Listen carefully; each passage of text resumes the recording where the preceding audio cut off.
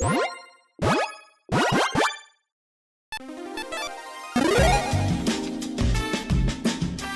and welcome to the Commander's Quarters. I'm your host, Mitch. Glad to have you here. Here at the Commander's Quarters, we're all about Commander on a budget.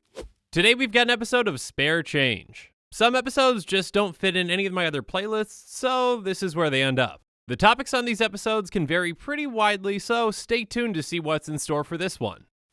This show and episodes like this one are possible thanks to viewers like you. If you're looking for an easy way to help support this show, make sure that you like, share, and subscribe. Also, hit that bell notification icon so you don't miss any new episodes. And while you're at it, subscribe and review our podcast as well. You can also go check out our playmats and other merchandise at thecommandersquarters.com. Another easy way to support this show is with our TCG player affiliate links. So whether you're buying a deck or individual cards, you can use this general link right here or one in the description. And the final way that you can support this show is by supporting us directly by becoming a patron. There are many benefits to being a patron, and I truly couldn't do this without all their support.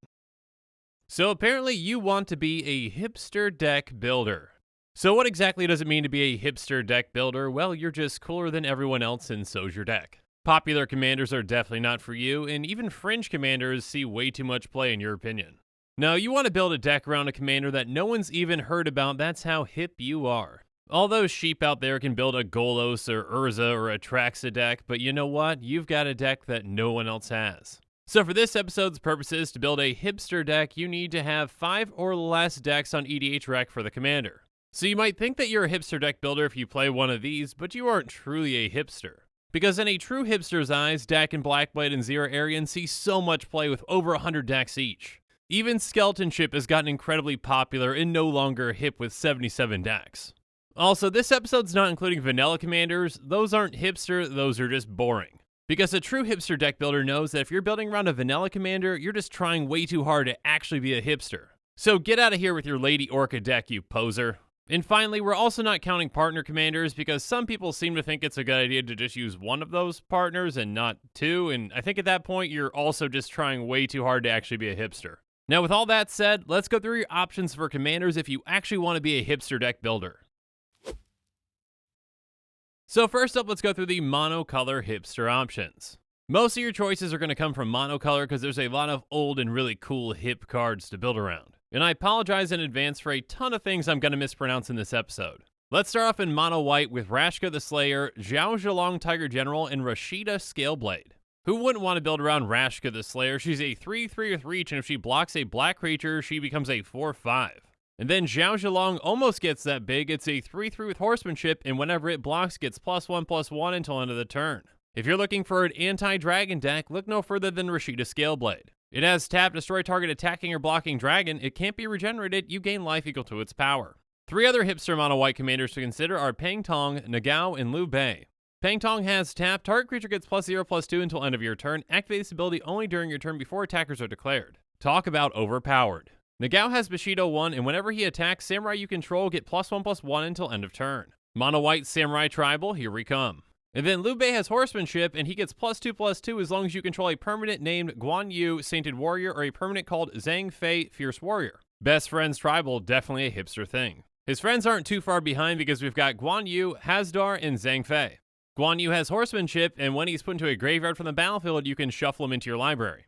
Hasdar has pay X and tap him. The next X damage that we dealt this turn to target white creature you control is dealt to Hasdar the Abbot instead. And then Zhang Fei not only has Horsemanship, but also has Vigilance, so look out. And then we got Hikari Twilight Guardian, Huangzong Shu General, and Tivadar of Thorn. Hikari has flying, and whenever you cast a Spirit or Arcane spell, you may exile Hikari Twilight Guardian if you do return to the battlefield under its owner's control at the beginning of the next end step. This is definitely the mono-white hipster cousin of Norn the Wary. And then we've got the incredible 2/3 Huangzong that can't be blocked by more than one creature. Tivadar of Thorn has First Strike, protection from red, and when it comes into play, destroy target goblin. Cranko decks everywhere are shaking in their boots. Next up, we've got Major Taro, Sidar Jabari, and Kintaro the Smiling Cat. We can pay 3 white and sacrifice Major Taro to exile all black creatures. Extremely specific meta answers are exactly what hipster decks are about. And then Sidar Jabari has flanking, and whenever it attacks, tap target creature defending player controls. If you don't know what flanking is, too bad, you're definitely not a hipster. And then Kintaro has Bushido 1, and you may pay X rather than pay the mana cost for samurai spells you play, where X is that spell's converted mana cost. Wow, in a mono white deck, I can completely fix my mana cost for samurai spells. And finally, in mono white, we've got Lieutenant Kurtar, Aurum Samite Healer, and Taranika Akroan Veteran. By paying 1 and a white and sacrificing Lieutenant Kurtar, remove target attacking creature from the game. That token deck won't know what hit him. We can tap Orb to prevent the next 3 damage to be dealt to any target this turn. Might as well tear up your lightning bolts now. And even though Terranika's a new card, she's still hipster because no one else is playing her. She's got Vigilance, so whenever she attacks, you untap another target creature you control, and until the end of the turn, that creature has a base power and toughness of 4/4 and gains indestructible. Definitely a sleeper pick. I don't know how other players aren't playing around this amazing mono white commander. But now that we've exhausted the mono white commanders, let's move on to mono blue with Sunsei, Zhuge Jin, and Lady Sun. Sunsei has horsemanship, and when it comes into play, you can bounce a creature back to its owner's hand. Zhuge Jin has tap, target creature can't be blocked this turn, activates ability only in your turn before attackers are declared. And then Lady Sun has tap, return Lady Sun and another target creature to their owner's hands, activates ability only during your turn before attackers are declared. That ability would definitely be overpowered without that restriction. Up next, we've got Lu Su, Hisoka, and Lu Meng. Lu Su has tap, draw a card, activates ability only during your turn before attackers are declared. Again, drawing a card at any time would just be way too broken. And then Hisoka has pay 2 and a blue, discard a card, counter target spell that has the same converted mana cost as a discarded card. So basically this is mono blue hipster Kozilek. And then Lu Meng is simply a 4/4 with horsemanship, so look out. And then we've got Alhamret, Zhu Yu, and Myojin of Seeing Winds. When Alhamret comes into play, each opponent reveals their hand, and you can choose a name of a non-land card revealed this way, and your opponents can't cast spells with the chosen name. 7 mana to shut down 1 card in your opponent's hands, well worth it. And then Zhu Yu is an 8/8 for 7 mana, but it can't attack unless your opponent has an island in play. And Myojin of Seeing Winds comes into play with a divinity counter on it if you played it from your hand. It has indestructible as long as that divinity counter is on it, and you can remove that divinity counter from it to draw a card for each permanent you control. So yeah, let's cast this for 10, bounce it back to our hand, cast it again for 10, and then we can draw some cards. This is absolutely broken. I don't know how it's not seeing more play than 3 decks. In our final hipster options are Soramaru, First to Dream, and Alexi Zephyr Mage. Soramaru has flying, and it has power and toughness equal to the number of cards in your hand. You can pay 4 to return a land back to your hand to draw a card. Talk about deadly. Alexi has pay X and blue and tap and discard 2 cards from your hand, return X target creatures to their owner's hands. But enough about mono blue, it's time to move on to mono black. Zhonyu Wade Visor has tap, target creature you control gets +2/+0 until end of turn, activates ability only during your turn before attackers are declared. And then Zhang Liao has when it deals combat damage to an opponent, that opponent discards a card. As a 3/3 for 6 mana, that's going to be a really tough decision for your opponents on if they want to block this or not. Purage of Urborg has first strike as long as it's attacking, and whenever a player plays a black spell, you can pay black, and if you do, you put a +1/+1 counter on it. Other mono black decks will be quaking with fear. Up next, we've got Zhang He, Sima Yi, and Cao Ren.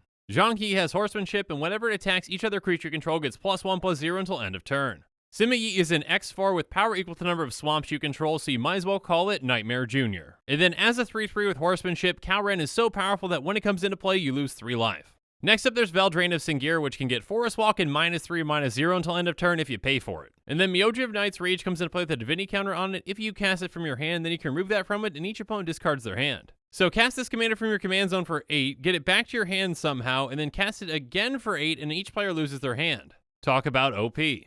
Next up, there's Krovax the Curse, which comes into play with 4 +1/+1 counters on it. At the beginning of your upkeep, you may sacrifice a creature. If you do, put a +1/+1 counter on Krovax, but if you don't, you remove one from it, and you can pay a black to give it flying till end of turn. So be on the lookout for this OP Vampire Noble. Another vampire to consider is Xiaoku Endbringer.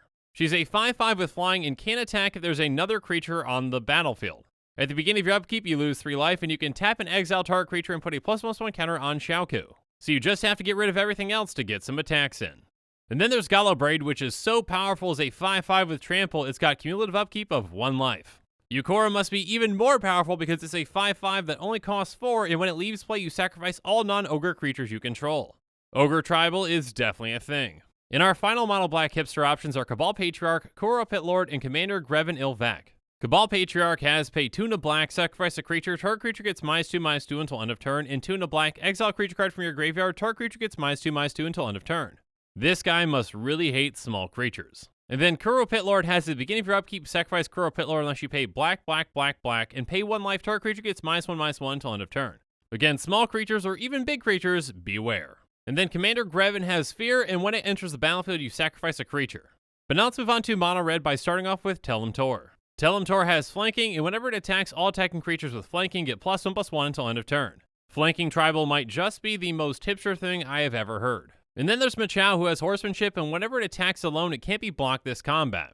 That definitely comes in handy for all those times that horsemanship isn't enough to get your creature through. And then there's Azuka the Ruthless, which has Bushido 2 and pay 2 and a red and sacrifice a samurai. Samurai creatures you control gain double strike until end of turn. So yeah, mono red Samurai Tribal, definitely hipster. Next up, there's Hivs of the Scale, which you can choose not to untap during your untap step, and you can tap it to gain control of target dragon for as long as you control Hivs, and Hivs remains tapped. Again, extremely specific anti-dragon tribal, that's definitely hipster. Next up, there's Yan Xiao the Indecisive, which has horsemanship, and each creature you control can't be blocked by more than one creature. He may be indecisive, but he's definitely overpowered. And then there's Jessica Warrior Adept, which has first strike and haste, and you can tap her to deal 1 damage to our creature or player. So essentially, she's the queen of the Tims.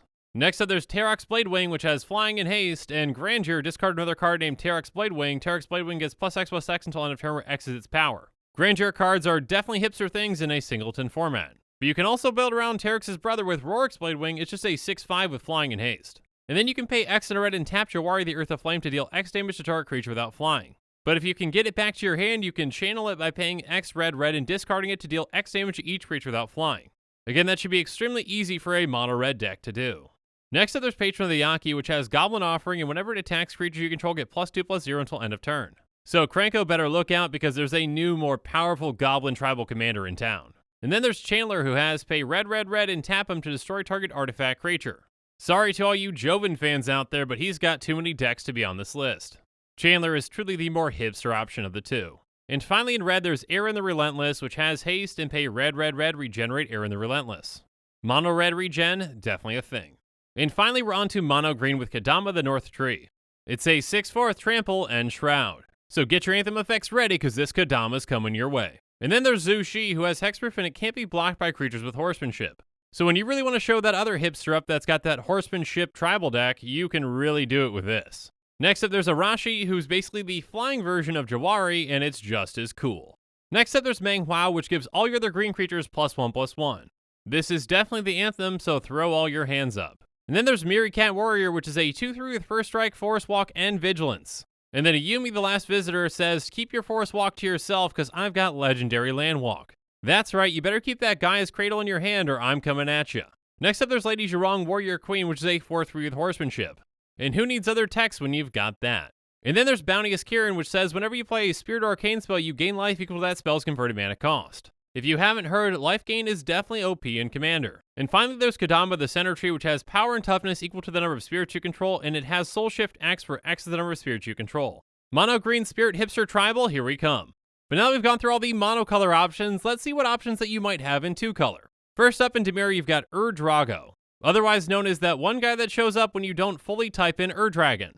It's a 4/4 with first strike, and it says creatures with Swamp Walk can be blocked as though they didn't have Swamp Walk. So if filth is a problem in your meta, this can solve it. Next up, there's Princess Lucretia, which is a mana dork that costs 6 and taps for blue. Riven Turnbull takes us a step further by costing 7 and tapping for a black. Nothing more hipster than having an overcosted mana dork in your command zone. Now let's move on to Rakdos with Pavel Maliki. By paying black and a red, you give it +1/+0 until end of turn. Who needs toughness when you've got all that power? And then there's Torwonki, which you can tap to deal 2 damage target attacking or blocking creature. Absolutely no one's coming at you with this in play. And then let's move on to Gruul with Synastian Falconer. All other mana dorks bow down to this one because this one taps for 2 and only costs 5. And then there's Lavanya Salone, which is a 4/4 with first strike and legendary landwalk. So that Urborg ain't coming out anytime soon. Next up, there's Tucknir Deathlock, which is a 2/2 with flying, and you can pay green into red and tap it, and target creature gets +2/+2 until end of turn. If your goal is to have the most awesome named commander on the table, congratulations, here you go. And you've got one final option in Gruul with Marhold El's Dragon, which is a 4/6 with Rampage 1. And if you don't know what Rampage is, you're clearly not a hipster. But now let's move on to our final hipster options in Selesnya. Lord Magnus has first strike, and creatures with Planeswalk can be blocked as though they didn't have Planeswalk, and the same thing for Forest Walk. So for all those Forest Walk and Planeswalk decks, this will shut them down. Daughter of Autumn has pay a white, the next 1 damage to be dealt to target white creature this turn is dealt to Daughter of Autumn instead. You finally have a place to dump all that mana after you ramped. And finally, there's Kai Takahashi, which has tap, prevent the next 2 damage to be dealt to target creature this turn. There's no way that this can't save absolutely anything that you want it to. Believe it or not, though, you even have an option at 3 colors. And yes, I said option because there's only one. If you truly want to be a hipster commander deck builder that has a 3-color deck, your only option is Bartel Runeaxe. Bartel is a 6/5 with vigilance, and it can't be the target of aura spells. So get out of here, pacifism, you've got no place here. And of course, there are no 4 or 5 color hipster options because those are so not hipster. And as for colorless, please, colorless hasn't been hipster since 10 years ago. But now our show is coming to a close, so it's my turn to hear from you. So in the comments below, let me know which Hipster Commander you're going to be building around. And make sure you're following us on social media for more updates and sneak peeks on future episodes. Again, a huge thank you to my patrons who help make this show possible. I truly couldn't do any of this without your support. If you want to support this channel directly, consider becoming a patron. There are many benefits to being a patron, including being able to vote on future commanders for deck techs. There are even tiers where you get your own personalized deck tech dedicated to you. You can check out all the Patreon tiers and rewards at patreon.com/commandersquarters. If you haven't already, make sure that you like and subscribe to the channel. Here at the Commander's Quarters, we're all about budget commander. So while you're at it, go ahead and check out some of our other types of episodes. And with that, I'm out of here. Thanks again and have a good one.